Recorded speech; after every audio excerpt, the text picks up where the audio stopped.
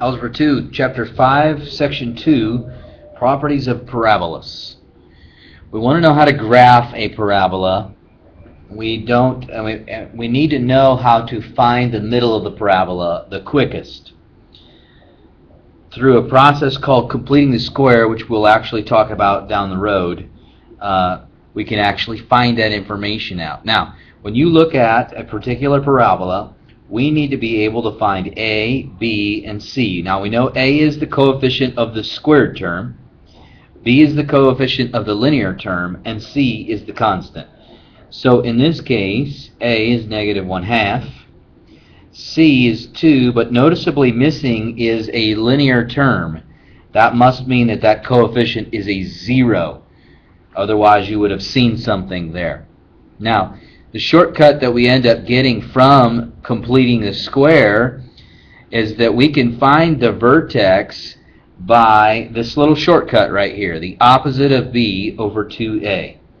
In our case, that would be the opposite of 0 over 2 times negative 1/2. Now, we know that the opposite of 0 is still 0, and dividing by negative 1, we still get 0. So the x value of 0 will be the first part of the vertex.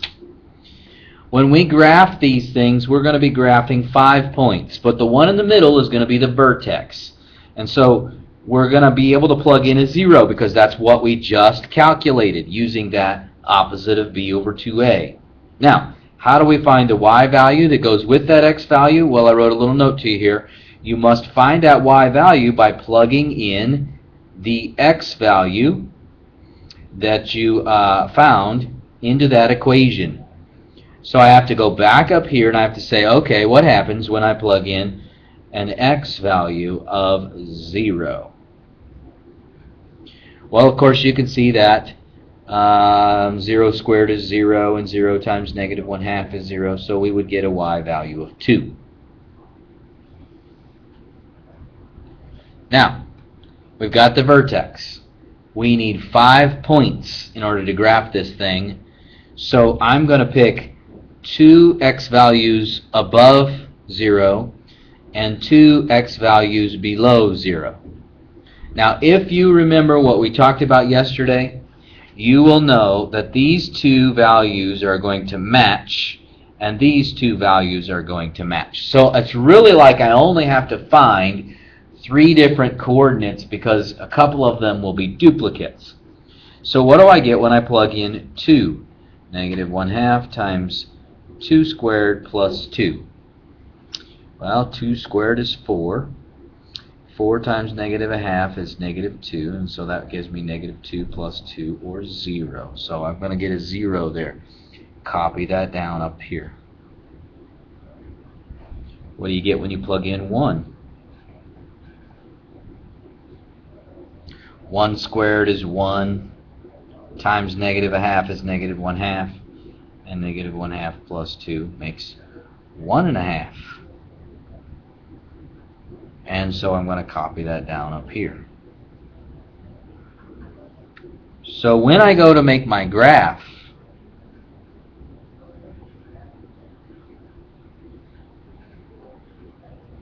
right, we've got the vertex, 0, 2. I've got 2, 0, and negative 2, 0. And 1, 1.5, and negative 1, also positive 1.5. There's the picture of our parabola for this one.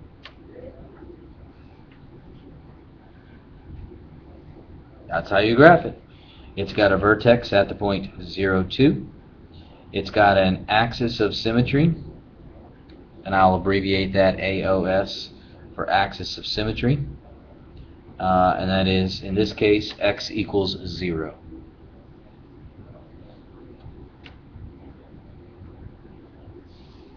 Okay, I've got another one for you to graph. You're going to use the idea of finding the vertex first. You're going to be plotting 5 points.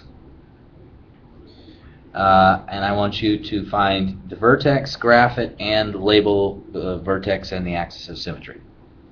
So you do that one. Now, another type of question, which is pretty much the same, would be something like this one. You've got this this particular function to graph, and you're asked, what is the minimum value? Well, that is asking, and when does it occur? That is asking for the vertex. But you got to know which question is asking for which. What is the minimum value? That is the y value of the vertex. When does it occur? That is the x value of the vertex. So if you can find the vertex, you can answer both of these questions. So you'll need to graph it and answer these two questions, which is basically just finding the vertex. So I'll let you do that one also.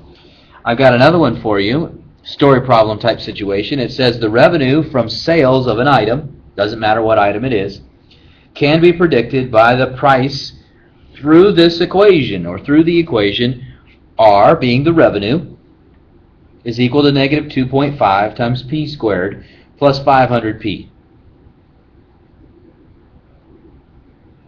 What price will maximize the revenue? And what is the maximum revenue? Once again, these questions are asking about the vertex. So if you can find a vertex, you can answer the question, because one of the answers, or one of the parts of the vertex, will be the price, and one of the other part will be the revenue. So find the vertex, and you can answer these two questions. I'll look at your answers in class tomorrow.